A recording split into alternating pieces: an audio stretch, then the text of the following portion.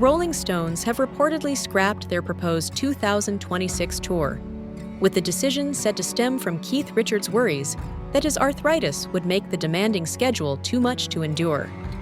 The stadium run was expected to take the band behind I Can't Get No Satisfaction across the UK and Europe. However, sources told Variety that the legendary guitarist, now 81, ultimately felt unable to fully commit to such an extensive outing because of his condition.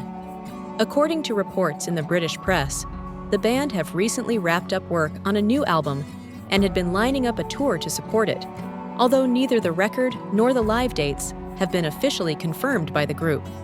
When they eventually sat down and seriously talked through the idea of touring, Keith made it clear he didn't think he could commit, and he wasn't enthusiastic about taking on a massive stadium tour that would last more than 4 months, a source told the UK Sun.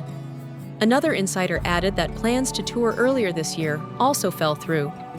The band were hoping to get out on the road sooner, but it just didn't come together, the source said.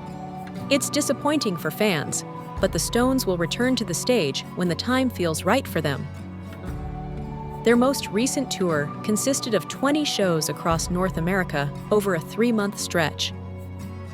While the Rolling Stones have toured almost every year since 2000, the number of dates per tour has steadily decreased as key members Richards, Mick Jagger, and Ron Wood have grown older.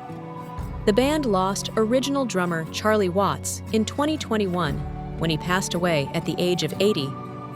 He was subsequently replaced by Steve Jordan, a longtime collaborator of Richards.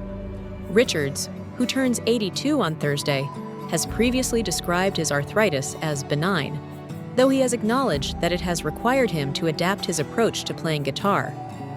"I actually find it interesting," he told the BBC in 2023, explaining that physical limitations have pushed him to rethink his technique. "When certain movements are no longer possible," he said, "the instrument seems to reveal new alternatives. A small adjustment of a finger can open up an entirely different musical path," reinforcing his belief that the learning process never truly ends.